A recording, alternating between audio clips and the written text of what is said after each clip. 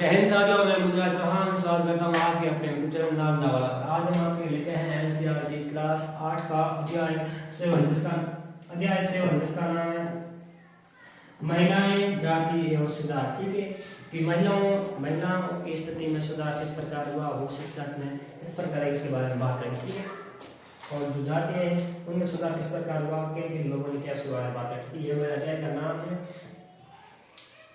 ठीक है, यहाँ ऐसे हम इस तरह बात करेंगे कि जो महिलाओं की स्थिति है उनमें किस प्रकार सुधार आया है या किस प्रकार सुधार किए गए हैं, किस प्रकार महिलाओं की स्थिति पहले कैसी थी और उनमें सुधार कर कैसे हो गई, या जो निम्न जाति के लोग हैं उनमें किस प्रकार सुधार हुआ, उनके बारे में बात है। ठीक है, तो 200 साल पहले की स्थिति। ठीक है, यानी महिलाओं और असुरों की 200 साल पहले कैसी स्थिति उसके बारे में बात। ठीक है, तो महिलाओं की 200 साल पहले स्थिति थी, महिलाओं को उस समय कम उम्र से शादी कर देते थे और महिलाओं की शिक्षा तक पहुंच नहीं थी, उन्हें मतलब बिल्कुल शिक्षा का अभाव था, और जो पिता की संपत्ति होती है उसमें सिर्फ उनके पुत्रों का अधिकार होता था और लड़कियों को उनकी संपत्ति में अधिकार नहीं दिया था। ठीक है, कम उम्र में शादी, शिक्षा तक पहुंच नहीं थी और संपत्ति का अधिकार का अभाव था, शिक्षा का अधिकार नहीं होता। ठीक है, अब है सामाजिक भेदभाव। ठीक है, समाज में भी महिला के साथ भेदभाव होता था और समाज में जो समाज था वो बहुत सारे जातियों में बटा था। पंजाब में आज बटा हुआ है, पहले उसमें बटा हुआ है। तो जो समाज में उस समय, अब जो नॉर्मल है ऐसा नहीं होता बिल्कुल भी, लेकिन उस समय ऐसा होता था कि जो निम्न जाति है और जो उच्च जाति है, और उच्च जाति और निम्न जाति के बीच बहुत ज़्यादा अंतर था और बहुत ज़्यादा उनके बीच में भेदभाव होता था। जो उच्च जाति के जो लोग थे वो निम्न जाति या अछूत लोगों को प्रताड़ना करते थे। ठीक है, समाज जाति में बटा हुआ था, उच्च जाति बनाम अशुद्ध के कठोर नियम होते थे। अब जो कुप्रथा है समाज में बहुत समय 2 साल पहले बहुत कुप्रथाएं चलती थी, जैसे सती प्रथा हो गई, बाल विवाह हो गया, दाखन प्रथा हो गई, बहुत सारे ऐसे कुप्रथाएं चलती थी। कुप्रथा का मतलब होता है बुरी प्रथाएं या बुरी रीतियाँ। ठीक है, बुरी रीतियाँ जो समाज में चलन में आ गई और चल रही है। ठीक है, उस पर रोक लगाना जरूरी है। ठीक है, तो कुप्रथाएं मान जैसे सती प्रथा ऐसी प्रथा थी कि जैसे किसी पति की मृत्यु हो जाती है तो उस जो किसी मान लो किसी महिला के पति की बीमारी के कारण या अचानक किसी घटना के कारण उसकी मृत्यु हो जाती है, तो जो पति का अंतिम संस्कार करते हैं उसमें उस महिला को साथ में जिंदा जला देते हैं। ठीक है, लड़की की मतलब महिला की बिना मर्जी के जबरन लोग धार्मिक ऐसे मान कर जला देते हैं। ठीक है, तो वो एक बुरी प्रथा है। ठीक है, इसी बर्बर परंपरा समाज में सदाचार की नाम पर बनती। ठीक है, ऐसे लोग इसको मान लेते हैं हमारी परंपरा के अनुसार ऐसा होना चाहिए, लेकिन ये बुरी प्रथा थी। अगर किसी को जला रहे तो मुझे बुरी प्रथा। ठीक है, अंग्रेज इसका बहुत विरोध किया और भारतीय लोगों ने जैसे राजा राममोहन राय है उन्होंने भी इसके विरोध में बहुत कदम उठाया और 1829 ईस्वी में इस पर नियम बनाते हैं, सती प्रथा निषेध नियम, जिसके तहत से उसको पूर्ण रूप से सरकार रोक लगा दी। अगर इस पर ऐसा कोई कार्य करता हुआ दिखा गया तो उस पर कानूनी कार्रवाई होगी। ठीक है, अब देखो सती प्रथा एक कुरीति मतलब एक बुरी रीति। ठीक है, जो समाज में चलन आ गई। जो आप तक देख रहे हो उसमें किसी की मृत्यु हो गई और उसमें उस महिला को फोटो करके उस महिला को जिंदा उनकी बिना मर्जी के ही यहाँ के लोग उसको घेर लेते हैं और जलाते हैं। ठीक है, ऐसा होता है कि जैसे हो गई तो महिला को ऊपर बैठा देते हैं, उस खिला के नशा खिला के सर ऊपर बैठा देते हैं और नीचे से आग लगा देते हैं और चारों तरफ उसको घूम देते हैं, महिला को आग से बाहर नहीं निकल देते और साथ में जो उसके साथ जो सामान होता है बजाते हैं, जंजीरा वगैरह और जो ढोल वगैरह बजाते हैं, जिससे महिला की चीख है वो सुनकर भी अनसुनी कर देते हैं और साथ में महिला को जिंदा जला देते हैं। ये पूरी प्रथा थी। ठीक है, इस पर रोक लगाना जरूरी था।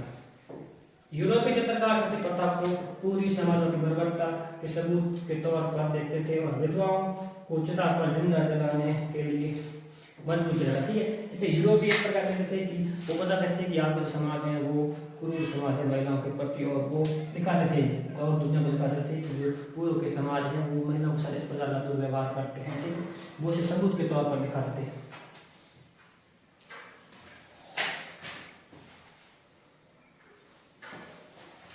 ठीक है, अब बढ़ते हैं परिवर्तन की दिशा और नए साधन। ठीक है, परिवर्तन की दिशा और नए साधन कि मैं अपन देखते हैं किस प्रकार भारतीय समाज में परिवर्तन आया है और समाज में परिवर्तन किस प्रकार आया है और नए साधन कौन से हैं, समाज को किस प्रकार से संगठित है। ठीक है, अब देखो संचार के नए तरीके। पहले दूसरे कोई भी सूचना होती थी तो उस समय किसी खबर को पहुंचाना तो घोड़े पर जाकर या कोई ऊँट पर जाकर सूचना एक स्थान से दूसरे स्थान तक पहुंचा जाती थी या डाक भेज जाते थे। ठीक है, लेकिन अलग अलग नए तरीका या किताबें छपने लगी। ठीक है, किताबें पहले तो जो लोग पढ़ाई करते थे गुरुकुल परंपरा थी और सामने जैसे मान लो कि मैं पढ़ा रहा हूँ तो कोई नीचे बैठ के गुरु शिक्षा प्राप्त कर, मतलब अच्छी शिक्षा, जैसे कि गुरु शिष्य की परंपरा थी कि इसमें गुरु शिक्षा दे रहा है और शिष्य उसे सुनकर ग्रहण कर रहा है, उसमें किसी भी तरह किताब नहीं, ठीक है। अखबारों से, सूचनाओं का, खबरों का एक स्थान से दूसरे तक पहुंचना, ठीक है। लेकिन पहले घटना हो जाती थी और एक स्थान पर हो गई, शहर मान लो किसी शहर में हो रही है तो शहर की इस तरह कोई घटना होगी उसको नहीं पता नहीं चलता कि घटना होगी, महीने 2 महीने बाद जाकर पता चलती है। लेकिन अखबारों की परंपरा आ गया, अब किसी भारत या दुनिया में कहीं भी कोई घटना होती है तो तुरंत अखबार को सबके दूसरे दिन अगली खबर बढ़ जाती, ठीक है। पत्रिकाएं छपने लगी, ठीक है। ये नए तरह के अंग शासन करना है, ठीक है। अब देखो सार्वजनिक बहस है, इन पर जो सार्वजनिक बहस होने लगी, ठीक है। टीवी पे जो देखते हैं वो बहस है और सार्वजनिक बहस होने लगी। शहरों में सामाजिक और धार्मिक मुद्दों पर चर्चा होने लगी, देखते हैं सामाजिक चर्चा होने लगी। स्थानीय भाषा है, ठीक है। जैसे आम लोग अपनी भाषाओं में विचार लिखकर व्यक्त करने लगे, ठीक है। आम लोग अपनी भाषा में विचार, जैसे अपने कुछ क्षेत्र का है तो अपने क्षेत्र की घटनाओं के बारे में लिखकर अखबारों से पढ़ने लगे, अपने विचार उस घटना पर व्यक्त करने लगे या किसी पर, ठीक है। अब देखो एक अपने जो है कि सुधारक कौन थे, सुधारक मतलब जो सुधारक कौन है, कैसे सुधारक कौन थे, तो सुधारक वही होता है जो किसी भी बुरी स्थिति को सुधार करता, ठीक है। वे लोग मान जाते थे जो समाज के अन्यायपूर्ण तौर तरीकों में बदलाव करना जरूरी है, ठीक है। सुधारक उन्हें मान जाता है जो समाज के अन्यायपूर्ण कार्य हैं या कोई कुप्रथा है उनमें सुधार करता है, वो करता, ठीक है। आप देखो आपके सामने जो चित्र दिखाई दे रहा है ये राजा राम मोहन राय का चित्र, ठीक है। राजा राम मोहन राय का चित्र है, ये बंगाल में थे, इन्होंने ब्रह्म समाज की स्थापना की थी। और जो राजा राम मोहन राय है इनका जो समय है जो 1752 से 1833 तक, ठीक है। 1833 में ये विदेश से इंग्लैंड जाते हैं और फिर से इनकी मृत्यु हो जाती है, ठीक है। और इन्होंने ब्रह्म समाज की स्थापना की और इन्होंने सती प्रथा के रोकथाम में इन्होंने बहुत ज्यादा योगदान दिया, ठीक है।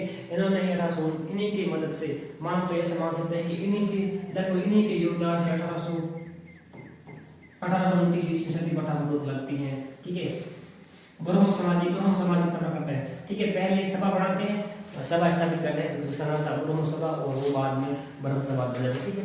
उन्होंने कलकत्ता का पश्चिम बंगाल में ब्रह्म समाज की स्थापना करते हैं जो बाद में ब्रह्म समाज बन जाता है, ठीक है। स्थापना करते हैं। वे पश्चिमी शिक्षा और महिलाओं की स्वतंत्रता और समानता के पक्ष धरते हैं, ठीक है। पश्चिमी शिक्षा मतलब अंग्रेजी शिक्षा और अंग्रेजी तौर तरीकों से प्रभावित थे और उनका प्रबल समर्थन करते थे, क्योंकि उस समय वो जो पश्चिमी शिक्षा है वो महिलाओं को पुरुषों में इतना भेदभाव नहीं था, वो पुरुष और महिलाओं समानता का समर्थन करते थे, ठीक है। लेकिन जो भारतीय समाज है उसमें पुरानी जो भारतीय परंपरा है उसमें महिलाओं को पुरुषों की तुलना में, ठीक है, कम सम्मान मिला है या दबा के रखा गया, ठीक है, या उनका दुरुपयोग या, ठीक है। उन्होंने सती प्रथा के खिलाफ एक प्रभावी मुहिम छेड़ी थी और मुहिम छेड़ते उन्होंने बहुत प्रयास किए थे, इसलिए इनके कारण अब देखो सती प्रथा रोक लगती है। इनके ऐसी घटना होती थी कि इनके बड़े भाई थे, ठीक है, इनके बड़े भाई थे जो किसी कारण मृत्यु हो जाती है तो इनकी जो भाभी थी उनको उनके भाई के सामने सती कर जाता है, ठीक है। तो उस घटना से इनके मन में बहुत ही सती प्रथा के विरोध में उन्होंने रोक लगाने का खूब जोर प्रयास किया, ठीक है। इसलिए बहुत प्रयास किया उन्होंने। आप देखो सती प्रथा का कानूनी पालन, ठीक है, 16,000 कानून पास करके सती प्रथा को रोक लगा दी जाती है, ठीक है। कब लगाई थी 1829 ईस्वी में सती प्रथा का अंत कर दिया जाता है। लेकिन ये हमारे जो भारतीय समाज है उनके लोगों को जो ब्राह्मण वाली परंपरा है उनको ये रास दिया जा, ठीक है। इस सफलता ये इतना आसान नहीं था सती प्रथा को रोक लगाना, क्योंकि जो भारतीय परंपरा के लोग मानते हैं वो सती प्रथा को सही मानते थे, ठीक है। लेकिन उन्हीं के बीच में ये लगानी थी तो बहुत दिक्कत आई थी और देखो किस प्रकार रणनीति बनाई, किस प्रकार सफल बना, ठीक है। अंग्रेज तो मानते थे कि ये बुरी प्रथा है, ठीक है। तो इन लोगों ने जो राजा राम मोहन राय हैं इन्होंने और बहुत सारे लोगों ने इनकी बात, ठीक है। तो इन्होंने जो राजा राम मोहन राय ने जो पुराने भारतीय ग्रंथ है उनका हवाला देते हुए या उनका सहयोग लेते हुए या उनमें ऐसा बताया कि लोगों को समझाया कि देखो कि आप इसमें हमारे जो पुराने ग्रंथ है इसमें किसी भी प्रकार का सती प्रथा का उल्लेख नहीं है, ठीक है, ठीक है। देखो राजा राम मोहन राय ने प्राचीन ग्रंथों का हवाला दिया और कहीं भी विधवाओं को जलाने की अनुमति नहीं, ठीक है। हमारे जो प्राचीन भारतीय ग्रंथ है उनमें किसी प्रकार से ऐसा नहीं है कि जो किसी की पति की मृत्यु जाए तो उसके पीछे उसकी पत्नी को जलाया जाए, ऐसा कहीं उल्लेख नहीं मिलता है। ये राजा राम मोहन राय ने हवाला ध्यान लोगों को बताया, ठीक है। अंग्रेजी अफसरों ने इनके मौजूदा तर्कों को स्वीकार किया और 1819 ईस्वी में सती प्रथा को रोका, ठीक है। उस समय थे कैनिंग थे, ठीक है, कैनिंग लोग लगाते हैं ये राजा राममोहन राय, प्रेस राजा राममोहन ने बताया कि हमारे ऐसे रूल की नहीं है। आप देखो सती प्रथा के अलावा मैंने बता दिया हो और भी बहुत सारी कुप्रथाएं थी, ठीक है। तो देखो एक पारंपरिक अनुष्ठान और आलोचना, ठीक है, पारंपरिक अनुष्ठान और आलोचना इसकी किस प्रकार होती है। देखो ये तो आपको दिखाई दे रहे ना, ये जो लोग आपको दिखाई दे रहे हैं, ठीक है, ये कुंडों पर झूलने का त्यौहार है, ठीक है। इसमें ऐसा होता है कि जो महिला दिखाई दे रही है या पुरुष है, इसको इसके चमड़ी में कुंडी डालकर, इसको चमड़ी में कुंडी डालकर इसको झूले में रहता है। ये आप दिखाई दे रहा है, ये आपको झूला दिखाई दे रहा है, ठीक है। इसमें ये महिला दिखाई दे रही है, इस महिला में जो चमड़ी है ना, इसकी चमड़ी के अंदर कड़े डाल के इसको झुलाया जा रहा है, एक झुलाया जा रहा है। और साथ में इस महिला की जगह पर नाले इसके लिए ये जो गाजे बाजे बजाए जा रहे हैं और खूब मनाया जा रहा है, लोग देख रहे हैं, ठीक है। ये भी एक कुप्रथा, ठीक है। भक्त अपनी खाल, ठीक है, भक्त अपनी खाल में कूड़ा भेद कर झूले पर लटकते थे और यूरोपीय अफसरों में इससे बंद था, ठीक है। यूरोपीय से अच्छा मैं मानते थे कि अगर कोई भी किसी भी भक्त देवता को खुश करना है तो शरीर को कष्ट देना जरूरी नहीं है, ठीक है। या धार्मिक मान्यता के आधार पर शरीर को कष्ट देना ये सही बात नहीं है, कि आलोचना करते, इसकी आलोचना की अंग्रेजों ने। ये दिखाता है कि कैसे समाज में धार्मिक अनुष्ठानों के नाम पर, ठीक है, धार्मिक अनुष्ठान के नाम पर शरीर को कष्ट सहा जाता है, ये कभी भी उचित नहीं है, ठीक है। आप देखो ईश्वर चंद्र विद्यासागर के बारे में बात करते हैं। इन्होंने जो विधवाओं का विवाह होता है उसके समर्थन में बहुत समर्थन किया, ठीक है। समर्थक थे जो उस समय ऐसी स्थिति थी कि जो अगर मान लो किसी महिला के पति की अचानक मृत्यु हो जाती है तो उसे आजीवन ऐसे ही विधवा रहना पड़ता था, ठीक है। तो इन्होंने जो विद्याचंद्र ईश्वर सागर है, इन्होंने भी विधवा विवाह के समर्थन, यानी कि अगर किसी काम की बच्चे की मृत्यु जाती है तो महिला को दूसरा विवाह करना या दूसरा जीवन साथी चुनने का अधिकार है, ठीक है, उनकी स्वतंत्रता है।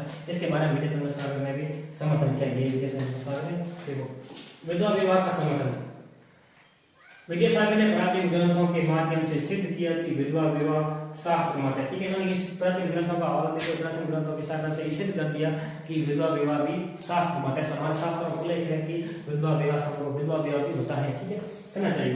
1855 ईस्वी में अंग्रेजी अफसरों ने विधवा विवाह के पक्ष में कानून पारित किया, ठीक है। 1855 ईस्वी याद है ना, सती प्रथा निषेध अधिनियम कब हुआ था, तो 1829 ईस्वी में और 1856 ईस्वी में विधवा पुनर्विवाह अधिनियम, ठीक है, विधवा पुनर्विवाह अधिनियम 1856 ईस्वी, ठीक है, मैंने अंग्रेज सरकार ने पारित किया। हालांकि रूढ़िवादी तरीके तबके ने इनका कड़ा विरोध किया, ठीक है, कड़ा विरोध किया, बहिष्कार किया। ये जो नियम लाया गया था, इसको जो रूढ़िवादी परंपरा है, रूढ़िवादी परंपरा जो इन प्राचीन लोगों को मानते हैं, उन्होंने इसका विरोध किया। 1856 लाया तो उन्होंने इसका विरोध किया, बहिष्कार किया कि हम इसको स्वीकार नहीं करेंगे, विधवाओं को सम्मान नहीं देंगे, ऐसा रूढ़िवादी परंपरा के लोगों ने किया। लेकिन ये कानून पास हो गया और पारित हो, ठीक है। अब देखो जो आपको फोटो दिखाई दे रहा है, ये सरस्वती का फोटो है, इसमें थोड़ी सी थोड़ा फोटो लिखा तो गर्दन थोड़ी सी कर लिया, ठीक है। तो आप समझ रहे हैं ये जो दयानंद सरस्वती का फोटो, ठीक है, बैठे हैं कुर्सी पे, वो ही है, ठीक है। तो दयानंद सरस्वती ने क्या किया था, आर्य समाज की स्थापना की, ठीक है। 1875 ईस्वी में आर्य समाज की स्थापना की थी। याद रखना, आर्य समाज की स्थापना 1875 ईस्वी में किया था और इसका ध्येय वाक्य था कि वेदों की औरत, ठीक है। इनका ये मतलब जो दयानंद सरस्वती है, ये वेदों की शिक्षा पर जोर देते हैं कि हमें वेदों की जरूरत है, और इनका नारा था कि वेदों की ओर लौटो, वेदों की ओर लौटो। ये याद रखना, यानी वेदों को पढ़ो, वेदों के बारे में ज्ञान प्राप्त करो, वेदों में वेद अच्छी तरह करती है। आर्य समाज ने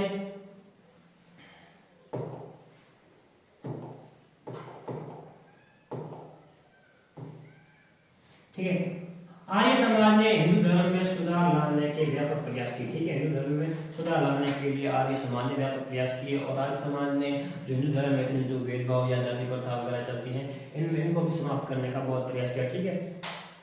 स्वामी दयानंद सरस्वती ने विधवा विवाह का पूर्ण समर्थन किया, ठीक है। जो इसने हिंदू धर्म में विधवा विवाह का जो पहले विधवा नहीं होता, विधवा पुनर्विवाह पर भी इन्होंने समर्थन किया कि विधवा पुनर्विवाह होना चाहिए। इसमें उस महिला की हत्या करते हैं, अचानक किसी कारण मृत्यु हो जाती है तो उसको भी अपना जीवन साथी, दूसरा जीवन साथी या अपना खुशीपूर्ण अपना जीवन व्यापन करने का अधिकार होना चाहिए, ठीक है। सुधारों की ये लहर उत्तर भारत से लेकर मद्रास प्रेसिडेंसी और बंबई तक भी फैली, ठीक है।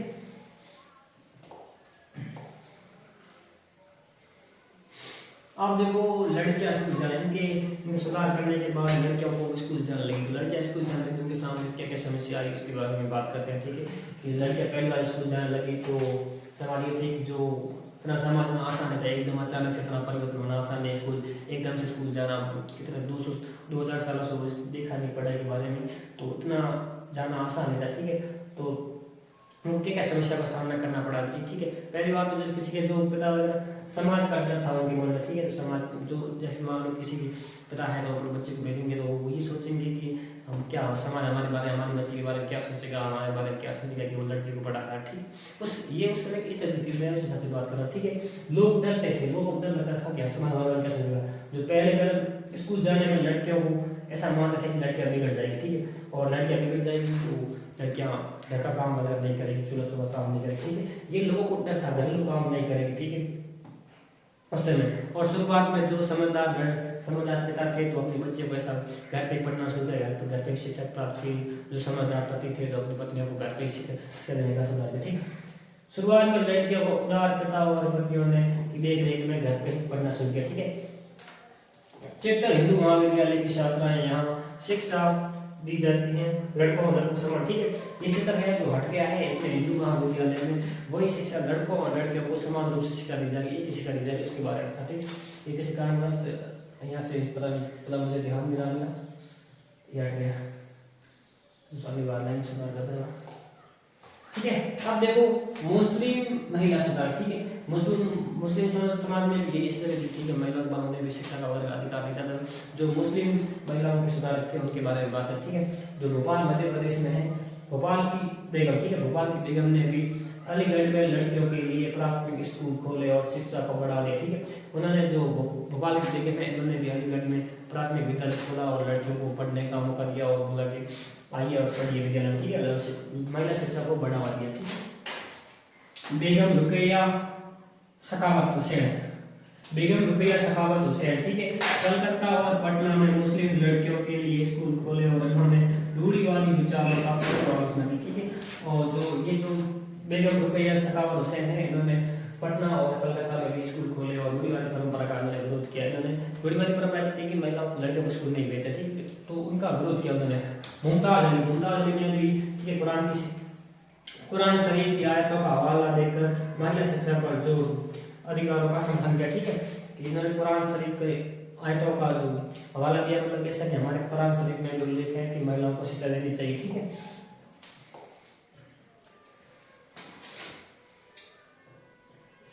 अब देखो पंडित रमाबाई। ठीक है, पंडित रमाबाई के बारे में बात करते हैं। पंडित रमाबाई एक साहसी विद्वान, पंडित रमाबाई ने जो साहसी विद्वान। ठीक है, इन्होंने जो विधवाओं के साथ अत्याचार होता था उनका इन्होंने जो विधवाओं के लिए आश्रय खोला और विधवा गृह खोला और इसकी स्थापना की और वहाँ जो पीड़ित विधवाएं हैं वहाँ आराम से रह सकती है। ठीक है, उसके बारे में बात करते हैं। विधवा गृह की स्थापना ठीक है पंडित रमाबाई ने की थी। पुणे में एक विधवा गृह बनाया जहाँ प्रताड़ित महिलाओं को पनाह दी गई। ठीक है, जो विधवाएं हैं उनके साथ समाज दुर्व्यवहार करता था तो उससे प्रताड़ित महिलाएं थे उनके लिए उन्होंने खोला। ठीक है, उन्हें आत्मनिर्भर बनाने के लिए प्रशिक्षण दिया और रमाबाई मानती थी कि वो हिंदू धर्म महिलाओं का धर्म है। ठीक है, और उन्होंने उस महिलाओं को अपने जो जीवन में दोबारा आगे बढ़ने और आत्मनिर्भर बनाने के लिए अपनी प्रशिक्षण दिया। और रमाबाई का ये मत था, रमाबाई ये मानती थी कि जो हिंदू धर्म है वो महिलाओं के लिए दमनकारी या महिलाओं के लिए बिल्कुल भी सही नहीं है। ठीक है, इसके बारे में दमनकारी है।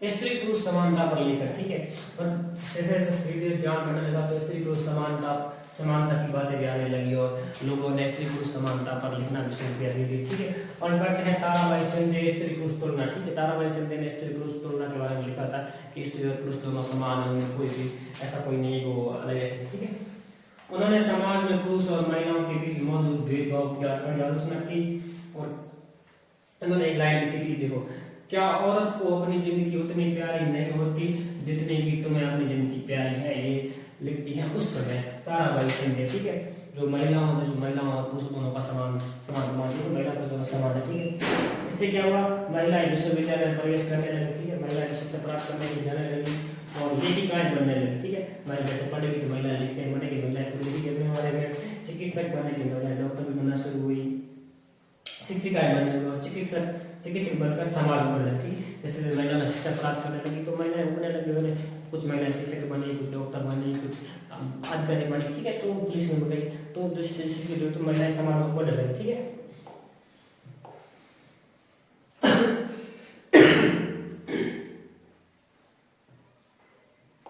ये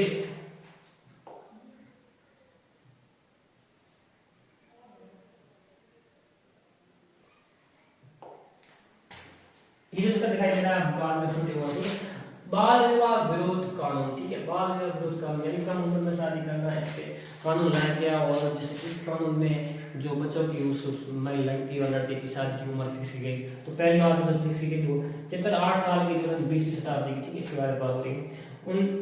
1929 में बाल विवाह निषेध अधिनियम लाया गया, ठीक है, बाल विवाह जो अगर बाल विवाह कर रहा है तो उस पर कानून निकालने इसके लिए नियम लाया गया 1929 ईस्वी में। इसके तहत विवाह के लिए लड़कों की आयु न्यूनतम आयु 18 वर्ष की गई और लड़कियों की आयु 16 वर्ष की गई। 16 वर्ष तय की उस समय जब पहली बार नियम लाया गया तो उस समय 18 वर्ष लड़कों की उम्र और 16 वर्ष लड़कियों की उम्र, ठीक है, उस समय तय की गई।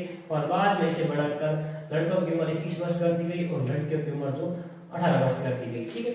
और ये नियम कब लाया गया था तो 1929 ईस्वी में बाल विवाह निषेध अधिनियम लाया गया, ठीक है।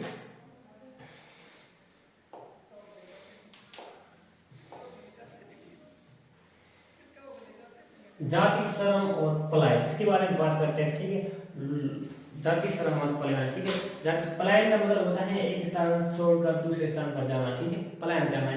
हम लोग अपन यहाँ रह रहे हैं, यहाँ से छोड़कर दूसरे स्थान पर पलायन कर रहे हैं और वहाँ जाकर रहने लग रहे हैं, जगह खाली हुई यहाँ रहने लगे, तो इसको बोलते हैं पलायन करना, एक स्थान छोड़कर दूसरे स्थान। इसके कई कारण हो सकते हैं, ठीक है, जैसे रोजगार की कमी, रोजगार नाम रोजगार की जाती है।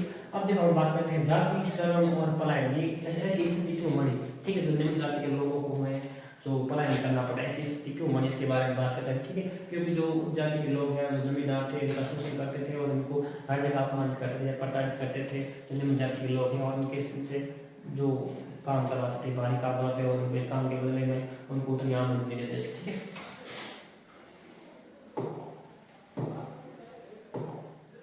ठीक है, नई नौकरियों की तलाश में, ठीक है, रोजगार ढूंढने या नई नौकरियों की तलाश में लोग एक स्थान से दूसरे स्थान पर पलायन करने लगे।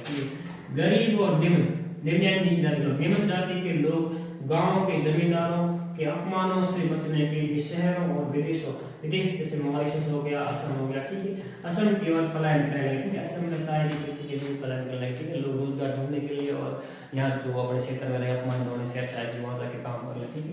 और शहरों में नालियाँ साफ करना, ठीक है, जो गरीब जनता है, निम्न जाति के लोग हैं, वो शहरों की गंदी नालियाँ गटर साफ करने लगते हैं, ठीक है। रिक्शा खींचने और कुली जैसे कठोर कामों के लिए श्रम की भारी मांग उठने लगी, ठीक है, तो ये लोग यहाँ से छोड़ के चले गए दूसरे स्थान पर, तो गांव में नाले साफ करने, रिक्शा खींचने और जो कठोर कुली जैसे कठोर परिश्रम है इनके लिए मांग बढ़ने लगी, ठीक है, छोड़ चले जाएंगे अपने आप, जो काम मजदूर कम हो जाएंगे फिर मांग बढ़ेगी। आप देखो परंपरागत काम और गौरव, ठीक है, परंपरागत काम जो गौरव यानी जो अपनी परंपरा से जो पहले काम कर रहे हैं, कोई चमड़े का कार्य करता है, लकड़ी का काम करता है, वो अपनी परंपरा के अनुसार काम करते आ रहे हैं और काम की अगर मांग पड़ती है तो मतलब काम की अगर आवश्यकता पड़ती है तो गौरव न बढ़े, ठीक है। अब जब एक समुदाय के बारे में बात की गई है जो आंध्र प्रदेश में रहता है और उसका नाम है, समुदाय का नाम है मदिगा समुदाय, ठीक है, ये मदिगा समुदाय है, ये जो मरे हुए जानवर है उनके चमड़े का काम करता है, मतलब जो चमड़े से लगा जूते वगैरह कोई चमड़े की वस्तु बनाने का काम करता है। और प्रथम विश्व युद्ध में ऐसा होता है कि जो प्रथम विश्व युद्ध में अधिक सैनिकों की भर्ती होती है और सैनिकों की भर्ती के लिए उन्हें जूतों की आवश्यकता पड़ती है, चमड़े के जूतों की आवश्यकता पड़ती है, तो इनका काम जो है बहुत ही खिलता है फूलता है, ठीक है, और इनकी जो आमदनी में विकास होता है और इनको आर्थिक रूप से लाभ मिलता है, ठीक है।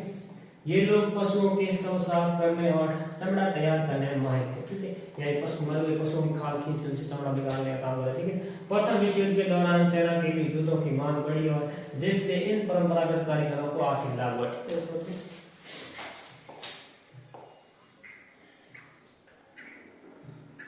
अब देखो एक और समुदाय है इसके बारे में बात करते हैं,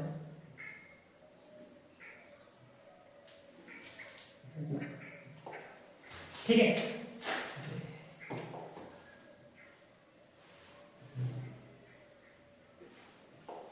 अब देखो ये समुदाय, दुबला समुदाय, दुबला मतलब नाम है समुदाय, दुबला समुदाय, दुबला समुदाय और असमानता, या देखो कठिन परिश्रम और भेदभाव, ठीक है, ये सब भेदभाव होता है। एक गुजरात का दुबला समुदाय मजदूर श्रम जमींदारों के खेतों और घरों का तमाम छोटा बड़ा काम है।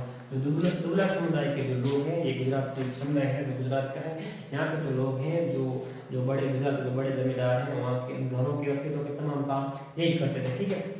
शिक्षा के क्षेत्र में भी ये अछूतों को कक्षा से बाहर बरामदे में बैठा कर पढ़ने के लिए मंजूरी दी। ये तरह ये भी भेद, शिक्षा में भी भेद होता था। जो दूसरा टाइप के लोग हैं उनको रूम के अंदर बैठा कर शिक्षा प्राप्त दी जाती थी और अछूतों को शिक्षक रूम से बाहर बैठा कर शिक्षा प्राप्त करती दी जाती थी। अच्छा, ये हम ये सुनते हैं अम्बेडकर जी के बारे में। अम्बेडकर जी ने भी शिक्षा इसी प्रकार इंटरनेट की थी, हम इसके बारे में बहुत पढ़ते हैं।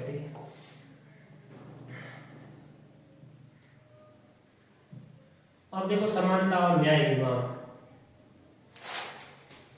ये है श्री नारायण गुरु केरल। आप लोग देखा याद कर लेना, ये चित्र है श्री नारायण गुरु केरल का है, ठीक है। इन्होंने शिक्षा जो समानता है और न्याय की मांग के बारे में बात है, ठीक है। श्री नारायण गुरु केरल, इन्होंने एजावा एजावा जाति के लोगों के बीच एकता का आदर्श रखा, ठीक है। उन्होंने एजावा जाति के लोगों को एक करने के लिए बहुत सारा काम किया और एकता का आदर्श विकास के बारे में इन्होंने एक बात कही, उसके बारे में बताओ। ओरु जाति ओरु मतम ओरु देवम मनुष्यम, ठीक है। मनुष्य मानवता ही एक जाति है, एक धर्म है, एक ईश्वर, ठीक है। मानवता की एक जाति है, एक धर्म है और एक ईश्वर है, ये इनका कहना था, ठीक है। श्री नारायण, ठीक है, ये कहना थे।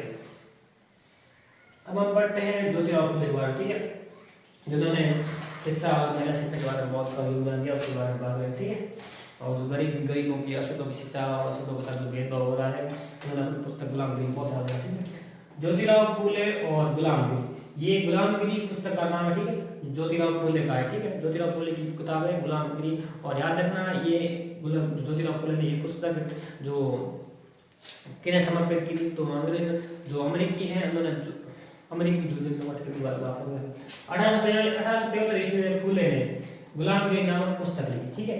उन्होंने तर्क दिया कि ऊंची जातियों का जमीन और सतह पर कोई अधिकार नहीं है, ठीक है। उन्होंने ये तर्क इसलिए तर्क दिया कि उस समय के जो उच्च जाति के लोग हैं वो काम नहीं कर रहे, वो गरीब लोगों से काम करवा रहे थे और उनके साथ भेदभाव करते थे, इसलिए उन्होंने ये तर्क दिया था कि उच्च जाति के लोगों का जमीन और इन पर कोई अधिकार नहीं, ठीक है। उन्होंने इस पुस्तक को उन अमेरिकियों को समर्पित किया जिन्होंने दासों को मुक्ति दिलाने से बचाया, ठीक है। अमेरिका में दास प्रथा थी और दासों को मुक्ति दिलाने में जिन लोगों ने योगदान दिया, उन्होंने इस पुस्तक को समर्पित। आप उस तस्वीर देखेंगे तस्वीर, ठीक है। अब देखो डॉक्टर बी आर अम्बेडकर, ठीक है, बाबा साहब अम्बेडकर के बारे में बात है। उन्होंने जो आंदोलन चलाया था कि मंदिर में प्रवेश का आंदोलन चलाया था कि लोगों को बता सके कि निम्न जाति के साथ किस प्रकार से भेदभाव किया जाता है, या किस प्रकार उन्हें मंदिर में घुसने नहीं दिया जाता है, या उनके साथ किस प्रकार दुर्व्यवहार किया जाता है, या पानी नहीं छोड़ने देता है। इसलिए लोगों को पता चले, इसके लिए भी डॉक्टर बाबा साहब भीमराव अम्बेडकर ने यह आंदोलन चलाया, ठीक है। आंदोलन का नाम था मंदिर प्रवेश आंदोलन, ठीक है। किसने चलाया था? डॉक्टर भीमराव अम्बेडकर चलाया था। और कब चलाया था? 1927 में, ठीक है। 1927 ईस्वी में अम्बेडकर ने मंदिर प्रवेश आंदोलन शुरू किया, ठीक है। मंदिर प्रवेश आंदोलन किया, पूरे देश को जाति पूर्वग्रह की जगह दिखाई जा सके, इसलिए चलाया कि पूरे देश को जो जाति व्यवस्था है या जो जाति जगह है या किस प्रकार भेदभाव होता है वो दिखाया जा सके, ठीक है। अब हम सिर्फ ये साबित करने के लिए तालाब पर जाना चाहते हैं कि औरों की तरह हम भी इंसान हैं, ठीक है। ये भी इनका कथन था कि हम इसलिए सिर्फ तालाब पर जाना चाहते हैं कि हम भी औरों की तरह इंसान हैं, जो तो से भेद होता था कि लोगों निम्न जाति लोगों को तालाब पर नहीं जाना चाहिए। अब पढ़ते हैं ईवी रामास्वामी नायक का पेरियार, ठीक है। पेरियार जी के बारे में बात करते हैं। इन्होंने भी जो निम्न जाति से भेदभाव होते हैं उनके बारे में बहुत कार्य किया है और आंदोलन चलाया, ठीक है। इनका आंदोलन का नाम था स्वाभिमान आंदोलन। स्वाभिमान आंदोलन मतलब कि जो ऐसे अछूत लोगों को खुद ही अपने कष्टों को दूर करना पड़ेगा, ठीक है। उन्होंने ये महसूस किया कि अशुद्धों को अपने स्वाभिमान के लिए खुद ही लड़ना होगा, ठीक है। उन्हें और कोई नहीं सुधार करना है, अशुद्धों को खुद लड़ना पड़ेगा अपने स्वाभिमान के लिए। पेरियार हिंदू वेद पुराण और मनुस्मृति के कट्टर आलोचक थे, ठीक है। पेरियार जी थे वो हिंदू धर्म के जो वेद पुराण है और जो मनुस्मृति मनुस्मृति है।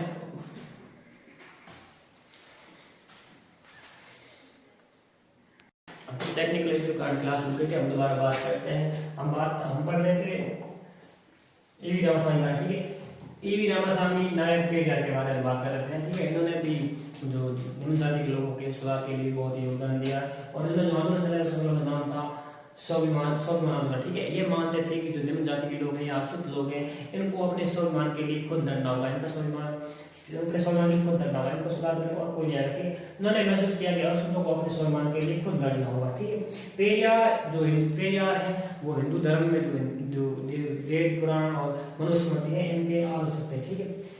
वे ये मानते थे कि जो ब्राह्मणों ने इन्हीं ग्रंथों की सहायता लेकर जो निम्न जाति के लोगों के साथ इतना बड़ा दुर्व्यवहार किया है, इतने सालों से अत्याचार करते आ रहे हैं, ये इन्हीं का सहारा नहीं करते, ठीक है। वे मानते थे कि ब्राह्मणों ने निचली जातियों को सत्ता स्थापित करने के लिए इनका सहारा दिया, ठीक है। इनके साथ इतना भेदभाव वगैरह किया है, आप इस तरह दिखाई दे रहे हैं आपको, ये भी रामास्वामी, ठीक है।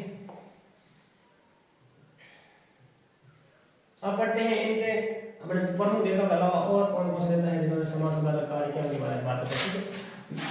इसके अलावा अन्य महत्वपूर्ण सुधार संगठन और नेता, ठीक है। और नेताओं में बात करें स्वामी विवेकानंद, इन्होंने रामकृष्ण मिशन की स्थापना की, जिससे समाज में रामकृष्ण मिशन की स्थापना की और रामकृष्ण मिशन की सहायता से समाज को जागरूक करना और समाज में अन्य सुधार करने के लिए महत्वपूर्ण योगदान दिया, ठीक है। माध्यम से समाज में जो पूरी कुप्रथा वगैरह व्याप्त है उनको उजागर करना और उनको जागरूक करने का योगदान दिया, ठीक है। इन्हें युवा के रूप में माना था, ठीक है। और सैयद अहमद का इन्होंने अलीगढ़ आंदोलन चलाया, ठीक है, जिसमें शिक्षा का प्रचार किया और आधुनिक शिक्षा पर जोर दिया और जो मुस्लिम लोगों को शिक्षा प्राप्त करने के पर जोर दिया, ठीक है। रूढ़िवादी परंपरा से दूर हटने का बात जोर दिया। हेनरी डेरोजे ये वे थे जिन्होंने बंगाल में यंग बंग मूवमेंट या की स्थापना, ठीक है। यंग बंगाल मूवमेंट की स्थापना किया, उसके जनक थे, ठीक है। इसके माध्यम से उन्होंने उजागर किया।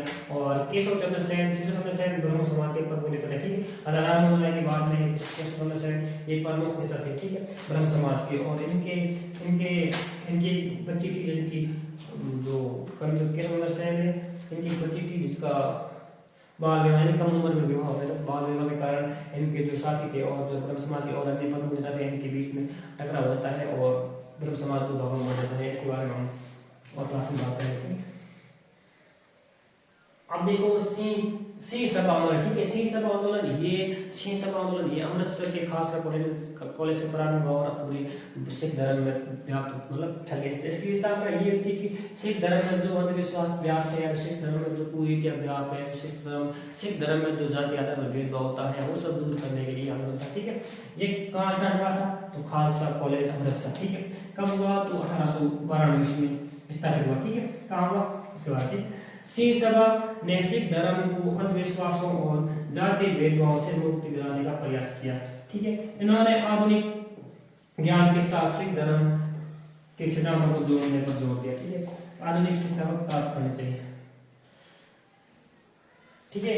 जो सामाजिक सुधार पढ़ रहे थे और जो सामाजिक सुधारों की परंपरा या सामाजिक सुधारों की जो ये यात्रा है वो आज भी चल रही है। आज भी समाज में सुधार हो रहे हैं और आज भी समाज को सुधारों की जरूरत है, क्योंकि आज भी समाज में बहुत सारी कुरीतियां कुप्रथाएं व्याप्त है।